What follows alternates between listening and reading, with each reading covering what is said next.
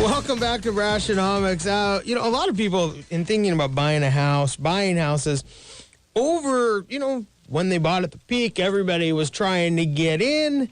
And, a lot of people found themselves down a pretty rocky path. A lot of people thought they were doing the right thing, thought they were buying the houses, the investment properties, everything they could do, and that was the right path. It was the right thing to do, right?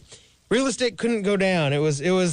Everybody was making money on it. And a lot of people got caught up in a time when, well, guess what? All of a sudden it didn't make sense. And really that hurt a lot of people financially, put them in a position that maybe they could no longer afford what they were trying to accomplish. Larry Feinstein joins us, currently serves as co-chair of the Bankruptcy Committee of the GP Solo section of the American Bar Association, and is actually frequently a speaker on behalf of bankruptcy. Welcome, Larry. Hello, thank you. Yeah. So, Larry, we actually talked before you came on, and you said, when somebody calls you, your first question is?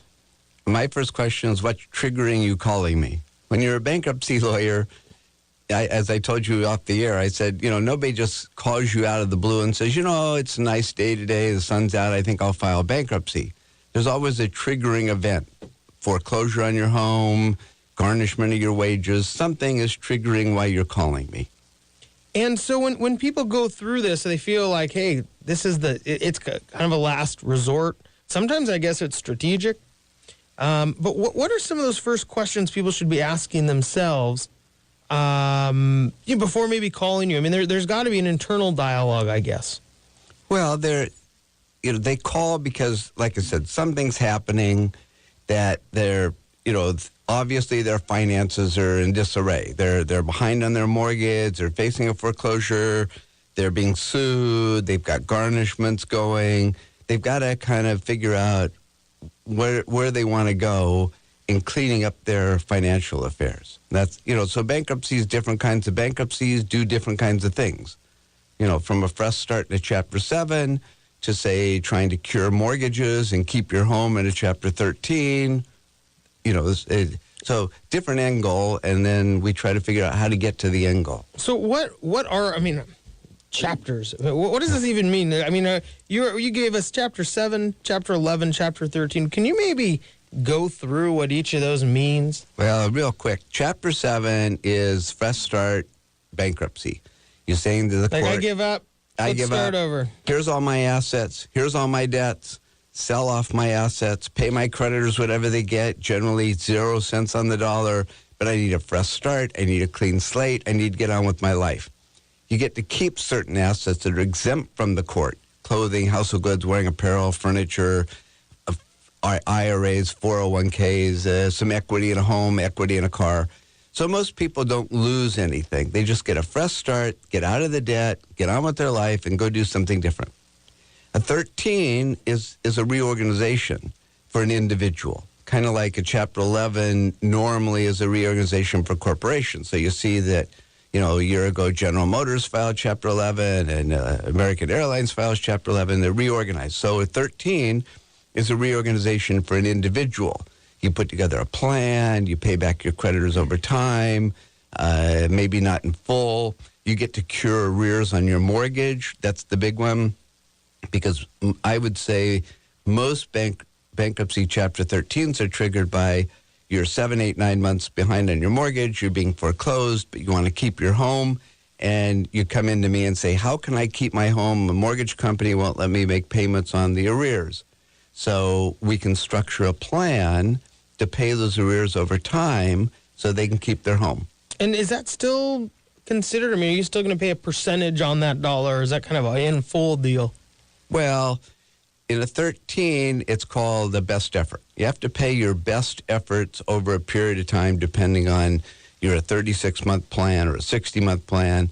So generally, you cure arrears on your mortgage, you keep your home, and creditors get something. They get your best effort. Could be 20 cents on the dollar, 30 cents.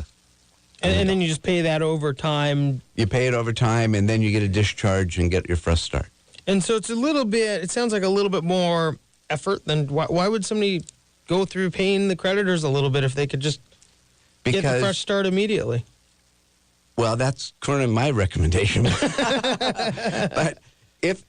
But sometimes you may need a 13. In other words, if you don't have a home, why file a 13 and pay 2 cents on the dollar if you don't have to? Or you may have non-dischargeable debts. There's certain kinds of debts are not discharged in bankruptcy, and I always just list them as alimony, student loans, taxes, mortgages if you're keeping your home, and debts obtained by fraud or false pretenses. But I got clients come in and say, I need to file bankruptcy. I need a fresh start. What's your debt? It says student loans. Well, student loans aren't dischargeable. Or the IRS. We owe the IRS $40,000 and they're coming after us and I need to file bankruptcy. Well, they may not be dischargeable. So a 13 can put them on a plan and pay them out over time without the threat of garnishments and lawsuits and that kind of thing. And so you end up kind of in this position where you get kind of it's a fresh start. It's wiping the slate clean a little bit. Both ways. And how many people do you think, where's it? You had mentioned a large percentage are really real estate driven. That's the trigger now. For 13. For 13. Just in general. Reorganization. Well, in Chapter 7, if you're going to lose your, here's a thing. If you're going to lose your home anyway, you can't afford it. You were talking earlier with Ian about you're overextended and you bought a home way back in 2004 or 5 at the height of the market and it's worth half what you owe on it. Maybe you got a first mortgage. Maybe you got a second mortgage. A lot of times, Ian will tell you take out a second mortgage to pay the 20% down, or Ryan will tell you that. You pay the 20% down from a second mortgage so you don't have to pay mortgage insurance. So a bankruptcy, what happens is the first mortgage will always get the home back, but you'll get stuck on the second mortgage, who they'll sue you on the deficiency. So you need a bankruptcy to clear out that large second mortgage. So even if it's you're not keeping the home, there's a reason for bankruptcy. And is this different than maybe what you saw 5-10 years ago? I've heard it's gotten busy. I heard it's one of the fastest growing industries in the country. Well, 5 years ago, we weren't getting a lot of Chapter 13s for mortgages and second mortgages. So it's shifted. I think there's a lot more Chapter 13s on mortgages and people trying to do refi and mortgage modifications, and they need to buy the time from stopping a foreclosure, so a 13 will do that. Again, we're here with Larry Feinstein, a bankruptcy specialist with Vortman and Feinstein. Larry, we have about a minute left before we have to go to break. Trying to keep your house. A lot of people out there, maybe they've made all the payments they can, and they want to just keep their home out of foreclosure. Is that where this is starting to come into play? Is that really that key point you're talking about? Well, not in bankruptcy. There's a specific provision of the bankruptcy code that the bankruptcy courts have no right to modify home mortgages. So you can't go into a bankruptcy in a 13, and say to the judge, I need to lower my payment, lower my interest, and lower my balance. Yeah, lower the balance, strip off the arrears. Can't do that in a bankruptcy.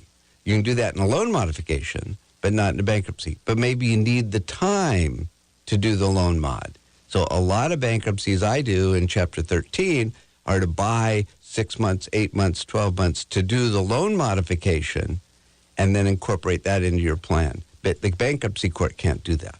Well, Larry, thanks so much for joining us. That really is interesting because a lot of people I think most people have the best intentions. They start off with good intentions. And, when real estate markets crash and people have so much equity and money invested in real estate, there's oftentimes not a lot of other places to turn. And hopefully they can get off maybe that bumpier path they've been on and start saving again and not just paying interest. It's an interesting law that allows people to kind of get back on the track they may want to. They should at least know it's out there. Yeah.